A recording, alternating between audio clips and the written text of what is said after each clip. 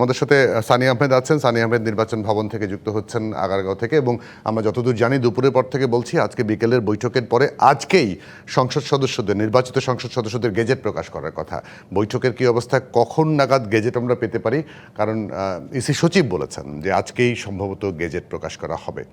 কিছুক্ষণ আগেই প্রধান নির্বাচন কমিশনার নির্বাচন কমিশন ত্যাগ করেছেন, তবে তার আগে তিনি বৈঠক করেছেন এবং এখানে গেজেট প্রকাশের দুপুর যে আক্তার আহমেদ ইসি সচিব তিনি আমাদেরকে জানিয়েছিলেন যে যত তাড়াতাড়ি সম্ভব এখান থেকে গেজেটটি দেওয়া হবে 297 আসনে।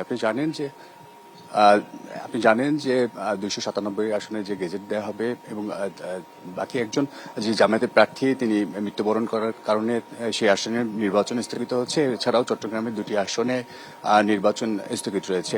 এছাড়াও কিছুক্ষণ আগে আমিনুল হক তিনি এখানে তার প্রতিনিধি পাঠিয়েছিলেন, তিনি আমাদেরকে ভোট কারচুপি সহ নানা অভিযোগ নিয়ে একটি অভিযোগপত্র নির্বাচন কমিশনে দাখিল করেছেন এবং সেই অভিযোগপত্রে আমরা ইতিমধ্যে পেয়েছি এবং দেখেছি। আপনি জানেন যে সানজিদা ইসলাম তুলিও অভিযোগপত্র দাখিল করেছেন, ভোট কারচুপি সহ নানা অভিযোগ তিনিও বলেছেন।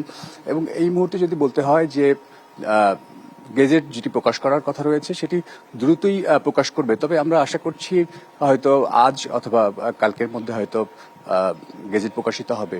জুয়েল, যতটুকু শুনলাম দ্রুত সময় বলতে আমরা আজকেই জানতে পারছিলাম যে আজকেই গেজেট প্রকাশ করা হবে। আজকে গেজেট প্রকাশ করা মানে হচ্ছে আগামীকালকের মধ্যেই মোটামুটি সংসদ সদস্যদের শপথ গ্রহণ অনুষ্ঠানটা হয়ে যাওয়ার কথা।